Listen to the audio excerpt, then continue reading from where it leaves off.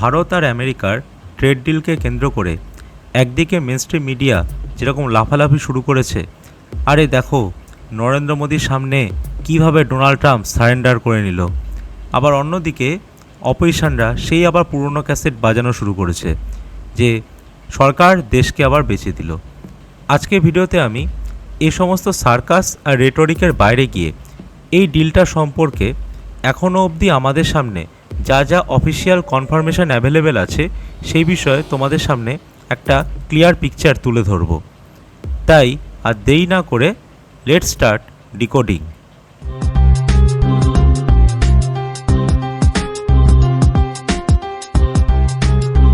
শুরুতে একটা কথা বলি, ভারতের সাথে ইউর যে ট্রেড ডিলটা সাইন হলো কিছুদিন আগেই, তার সাথে আমেরিকার সাথে সাইন হওয়া এই ট্রেড ডিলটা অনেকটা আলাদা। কারণ ইউর সাথে আমাদের সাইন হয়েছে এফটিএ অর্থাৎ ফ্রি ট্রেড এগ্রিমেন্ট। তো ভারতের সাথে আমেরিকার কিন্তু এখনও কোনো এফটিএ সাইন হয়নি, জাস্ট একটা ফ্রেমওয়ার্ক প্রতিষ্ঠা করা হলো ফিউচার কোনো এফটিএ বা অন্য কোনো ডিল সাইন করার। এবার আসি ডোনাল্ড ট্রাম্প গত 2 তারিখ তার ট্রুথ সোশ্যালে ভারতের সাথে এই ট্রেড ডিল সম্পর্কে যে স্টেটমেন্টটা দিয়েছিলেন সেটার বিষয়ে। এখানে উনি অনেক কিছু লিখেছেন, তো আমি এখানে জাস্ট ইম্পর্ট্যান্ট যে পয়েন্টগুলো সেগুলোকে হাইলাইট করছি। ফার্স্ট অফ অল উনি বলেন নরেন্দ্র মোদীর সাথে কথা বলার পরে ভারত নাকি এগ্রি করেছে যে আমরা রাশিয়ার থেকে আর তেল কিনবো না, তার পরিবর্তে আমরা ইউএসএর থেকে অথবা ভেনেজুয়েলা থেকে তেল কেনা শুরু করব, আর যেটা রাশিয়া ইউক্রেন যুদ্ধ বন্ধ করতে খুব সাহায্য করবে। তারপর উনি বলেন ভারতের উপর যে রেসিপ্রোকাল ট্যারিফটা লাগানো ছিল সেটাকে কমিয়ে 25% থেকে 18% করা হয়েছে। এবার তোমাদের মনে অনেকের প্রশ্ন আসতে পারে, আচ্ছা ভারতের ওপর তো শুনেছি 50% ট্যারিফ লাগিয়েছিল আমেরিকা, তাহলে এখানে 25 থেকে 18% করা হলো, মানেটা কি? আসলে বিষয়টা হলো ভারতের ওপর আমেরিকা যে ট্যারিফটা লাগিয়েছিল রেসিপ্রোকাল, সেটা আমরা যে ট্যারিফ আমেরিকান গুডসের ওপর লাগাই তার পরিবর্তে। আর 25% আরও অ্যাডিশনাল ট্যারিফ লাগানো হয়েছিল যেহেতু আমরা রাশিয়ার থেকে তেল কিনি তাই। তো ওই 25% যেটা রাশিয়া থেকে তেল কিনি তার জন্য লাগানো হয়েছিল সেটাকে অটোমেটিক্যালি তাহলে এখানে সেটা উঠে গেল, আর তার পাশাপাশি যেটা রেসিপ্রোকাল ট্যারিফ ছিল সেটাকে কমিয়ে 25 থেকে 18 করা হলো। মানে সোজা ভাষায় বলতে গেলে ভারতের ওপর টোটাল 50% ট্যারিফ ছিল, এখন সেটা কমে 18%-এ এসে দাঁড়িয়েছে।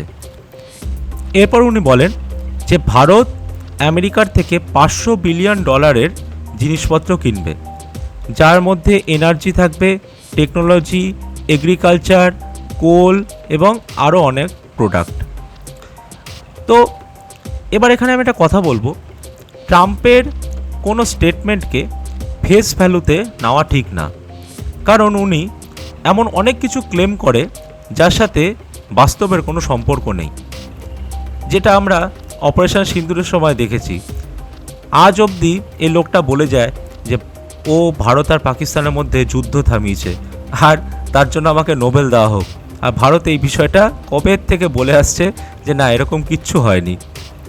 পাকিস্তানের সাথে যে সিজফায়ার করা হয়েছে সেটা পুরোপুরি পাকিস্তানের রিকোয়েস্টই করা হয়েছে, ইভেন রিসেন্টলি পাকিস্তানও সেটা স্বীকার করেছে। তো যাই হোক, ডোনাল্ড ট্রাম্প এরকম অনেক কিছু বলে থাকে, তো সব কিছুকে সিরিয়াসলি নেওয়া ঠিক না। তাই আমি ওয়েট করছিলাম আমাদের সরকারের তরফ থেকে অফিসিয়াল স্টেটমেন্ট কী আসে, তারপরে আমি ভিডিওটা বানাবো, কারণ তাড়াহুড়োর মধ্যে ভিডিও বানালে অনেক কনফিউশন তৈরি হতে পারে।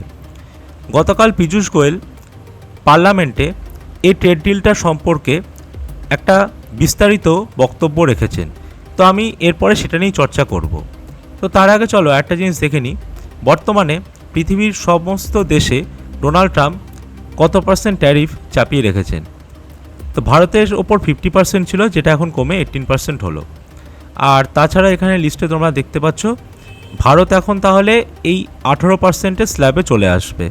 আর ভারতের আগে এতগুলো দেশ তোমরা দেখতে পাচ্ছ, যার মধ্যে অনেক ইম্পর্টেন্ট কান্ট্রি যেরকম ব্রাজিল আছে, তারপর Switzerland, Canada, China, south Africa, Mexico, এদিকে তারপর তাইওয়ান, তো ইত্যাদি এরকম অনেক দেশ আছে যার ওপর ট্যারিফ তাহলে বর্তমানে ভারতের থেকে বেশিই থাকবে।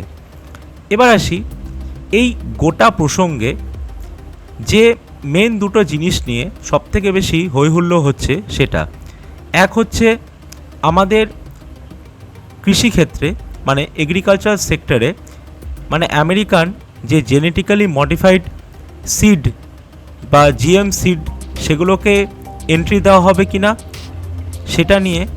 আর দ্বিতীয়ত আমেরিকার চাপে এসে ভারত রাশিয়া থেকে তেল কেনা বন্ধ করে দিচ্ছে কি না সেই বিষয়ে। তো এই বিষয়ে এবার দেখে নেওয়া যাক আমাদের কমার্স মিনিস্টার পীযূষ গোয়েলজি উনি কী বলেছেন। তো উনি আজকে পার্লামেন্টে দাঁড়িয়ে স্পষ্টভাবে বলে দিয়েছেন যে ভারতের এগ্রিকালচার সেক্টরকে পুরোপুরি সেফগার্ড করা হয়েছে, মানে রক্ষা করা হয়েছে, যার মধ্যে ডেয়ারি সেক্টরও ইনক্লুডেড। মানে ডেয়ারি আর এগ্রিকালচার সেক্টরে আমেরিকার প্রবেশ হবে না। আর এই যে রেড লাইনটা ভারত ড্র করে রেখেছিল তার জন্যই আমেরিকার সাথে এতদিন ভারতের ট্রেড ডিলটা হচ্ছিল না। তো আমরা কিন্তু এই রেড লাইনটা আজও বজায় রেখেছি আমেরিকার জন্যই, কারণ আমরা ইউর সাথে যে ট্রেড ডিলটা করেছি, নিউজিল্যান্ডের সাথে যে ট্রেড ডিলটা করেছি, সব জায়গাতেই কিন্তু আমাদের এগ্রিকালচার ডেয়ারি সেক্টরকে প্রোটেক্ট করা হয়েছে। তাহলে আমেরিকার জন্য আলাদা করে আমরা ছাড় কেন দেব, সেটা কোনো সেন্স হয় না। এবার কোনো মিডিয়া রিপোর্টে না গিয়ে পীযূষ গোয়েলজি উনি পার্লামেন্টে স্পিচটা দিয়েছেন, তার এখানে কিছু হাইলাইটেড পয়েন্ট আছে, সেগুলোকে জাস্ট একটু ডিসকাস করি। এই টোটাল ট্রেড ডিল সম্পর্কে এখনও অবধি যা যা ইনফরমেশান আমাদের আছে সেটা, তাহলে ভালো করে এখানে বোঝা যাবে। তো ফার্স্ট অফ অল উনি এখানে ক্লিয়ারলি বলছেন যে দুটো পক্ষই তাদের ক্রিটিক্যাল এবং সেন্সিটিভ যা সেক্টর আছে সেগুলোকে রক্ষা করেছে এই ডিলের মধ্যে। তো তার মধ্যে ভারতের যে এগ্রিকালচার এবং ডেয়ারি সেক্টরকে যে প্রোটেক্ট করা হয়েছে সেটা আমি বললাম। এছাড়াও আরেকটা জিনিস এখানে উনি আবার কনফার্ম করছেন যে হ্যাঁ, ভারতের ওপর যে ট্যারিফটা বসানো হয়েছিল 25% রেসিপ্রোকাল ট্যারিফ, সেটাকে কমিয়ে 18% করা হচ্ছে। তাহলে এখানে দেখা যাচ্ছে ট্রাম্প তার ট্রুথ সোশ্যালে যে পোস্টটা করেছিলেন তার সাথে এখনও অবধি এই একটা জিনিসই মিল খাচ্ছে আমাদের অফিসিয়াল স্টেটমেন্টে, যে হ্যাঁ সত্যি 18% করা হয়েছে কমিয়ে। এবার দেখি ট্রাম্প বাকি যা যা ক্লেম করেছিল, যেরকম হচ্ছে আমরা রাশিয়ার থেকে তেল কেনা বন্ধ করে দিচ্ছি, তার কোনো উল্লেখ আছে কি না এই টোটাল স্টেটমেন্টে। তো এবার নেক্সট পেজে যদি আমরা যাই, এখানে স্পষ্ট করে পীযূষ গোয়েল বলছেন যে এই টোটাল ট্রেড ডিলে ভারতের এনার্জি সম্পর্কে কথা হয়েছে। আর উনি আবার ক্ল্যারিফাই করতে চান যে ভারত সরকার ভারতে 140 কোটি লোকের কথা মাথায় রেখেই এনার্জি সিকিউরিটিকে ডিসাইড করে। অর্থাৎ ভারত কোথা থেকে তেল কিনবে সেটাকে আমরা বরাবরই ডাইভার্সিফাই করে রেখেছি। মানে আমরা কোনো পার্টিকুলার একটা দেশের ওপর ডিপেন্ডেন্ট না তেল কেনার জন্য। আমরা রাশিয়ার থেকেও তেল কিনি, আমরা সৌদি থেকেও তেল কিনি, আরও যত কান্ট্রি আছে অয়েল মার্কেটে, যেখানে সোজা ভাষায় যত সস্তায় পাবো এবং আমাদের দেশের ইন্টারেস্টে থাকবে আমরা সেখান থেকেই তেল কিনবো। এটা উনি এখানে বলছেন। এখানে কিন্তু ভালো করে যে লক্ষ্য করো, এই গোটা স্টেটমেন্টে কোথাও কিন্তু ট্রাম্পের যে দাবিটা ছিল যে রাশিয়া থেকে আমরা তেল কেনা বন্ধ করে দিচ্ছি, সেটা কিন্তু কোথাও উল্লেখ নেই। এছাড়াও পীযূষ গোয়েলজি বলছেন যে ভারতের ওপর বর্তমানে যে ট্যারিফটা লাগু হচ্ছে মানে 18%, সেটা পৃথিবীর অন্যান্য দেশের থেকে অনেকটাই কম। যে লিস্টটা আমরা কিছুক্ষণ আগে দেখলাম, হ্যাঁ সত্যি পৃথিবীর অনেক দেশের থেকে কম, এটা ঠিক। আর এতে আমাদের লেবার ইন্টেন্সিভ সেক্টর এবং ম্যানুফ্যাকচারিং সেক্টর বুস্ট পাবে। আসলে আমেরিকা যে 50% ট্যারিফ আমাদের ওপর চাপিয়ে রেখেছিল, সেটা কিন্তু সমস্ত ভারতীয় গুডসের ওপর ছিল না। এই বিষয়টা হয়তো অনেকেই জানে না। যেরকম ফার্মা সেক্টর এবং আমাদের যত ইলেকট্রনিক্স সেক্টর, মানে ভারত থেকে যে সমস্ত ফোন ম্যানুফ্যাকচার হয়ে আমেরিকাতে যায়, সেই সমস্ত প্রোডাক্টের ওপর কিন্তু 50% ট্যারিফ ছিল না। ওগুলোকে আগের থেকেই বাদ দিয়ে রাখা হয়েছিল। আমেরিকার যে 50% ট্যারিফ চাপানো ছিল আমাদের দেশের ওপর, সেটা সবথেকে বেশি এফেক্ট করেছিল ভারতের টেক্সটাইল সেক্টরকে এবং আমাদের এখানে জেম আর জুয়েলারি সেক্টরকে। তো এই ট্যারিফটা যে এখন কমে 18% হলো, তাহলে টেক্সটাইল সেক্টরে আমাদের বহু লোক কাজ করেন, তো তাদের জন্য এটা একটা ভালো খবর, কারণ এতে ভারতের এক্সপোর্ট আরও বাড়বে। আর পীযূষ গোয়েল যেখানে ক্লিয়ারলি বলছেন যে এখনও কমপ্লিট হয়নি এই পুরো প্রসেসটা, এখনও পেপার ওয়ার্ক ফাইনালাইজ হওয়া বাকি। পেপার ওয়ার্ক একবার ফাইনালাইজ হয়ে গেলে এই ডিলটা সম্পর্কে সমস্ত তথ্য আমরা জানতে পারবো। ডোনাল্ড ট্রাম্পের স্টেটমেন্টের পরে নরেন্দ্র মোদীর থেকেও টুইট চলে আসে এই ডিলটা সম্পর্কে। সেখানে উনি আবার এই একই কথা বলেছেন যে হ্যাঁ, আমি ওয়েলকাম করছি ডোনাল্ড ট্রাম্পের এই ট্যারিফ কমানোর সিদ্ধান্তটাকে। আর এছাড়া কিন্তু এই গোটা টুইটে যদি তোমরা লক্ষ্য করো, কোথাও কিন্তু রাশিয়ার থেকে যে আমরা তেল কেনা বন্ধ করছি বা আমাদের এগ্রিকালচার সেক্টরে এখন আমেরিকা পুরো প্রবেশ করবে, সেরকম কিন্তু কোনো কিছুর উল্লেখ নেই। ইভেন রাশিয়ার থেকেও স্টেটমেন্ট আসা শুরু হয়েছে যে ভারত যেখান থেকে ইচ্ছা তেল কিনতে পারে। আর এটা নতুন কিছু না, রাশিয়া ক্লিয়ারলি বলছে যে ভারত তো বরাবরই এরকম করে যে মার্কেটে যেখানে তেল সস্তা সেখান থেকেই কেনে, তো এটা নতুন কি? মানে ডোনাল্ড ট্রাম্প যে দাবি করছে এই দেখো আমার কথাতে ইন্ডিয়া রাশিয়া থেকে তেল কেনা বন্ধ করে দিচ্ছে, এটা কিন্তু পুরোটাই ভুল। ব্লুমবার্গ থেকে একটা রিপোর্ট এসেছে, অজিত দোভাল আমেরিকার বিদেশমন্ত্রী মার্কো রুবিওকে গত বছর স্পষ্ট করে জানিয়ে দিয়েছিলেন যে ভারত দরকার হলে ডোনাল্ড ট্রাম্পের এই টার্মটা শেষ হয়ে গেলে নেক্সট যে অ্যাডমিনিস্ট্রেশন আসবে ততদিন অবধি ওয়েট করতে রাজি আছে আমেরিকার সাথে কোনো ট্রেড ডিল করার জন্য। আমাদের কোনো তাড়াহুড়ো নেই।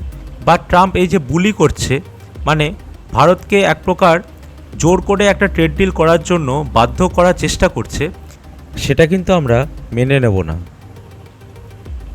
এই পুরো ইস্যুটাতে তাহলে দেখলাম ভারত কিন্তু খুবই ম্যাচিওর একটা কান্ট্রির মতন রেসপন্স দিয়েছিল।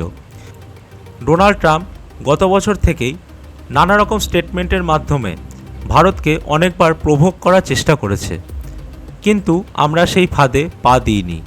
তো এই পুরো ইস্যুটা এখন যখন আস্তে আস্তে মনে হয় রিজলভ হচ্ছে, তখন ভারত গোটা ওয়ার্ল্ডে একটা রেসপন্সিবল কান্ট্রি হিসাবে নিজের ইমেজটা তৈরি করছে। আর শেষে একটা কথাই বলবো, এই ট্রেড ডিলটা হওয়ার পরে অনেকেই পাকিস্তানে খিল্লি ওড়াচ্ছে যে এত পা চাটার পরেও সেই ভারতের থেকে বেশি ট্যারিফই ওদেরকে পে করতে হবে।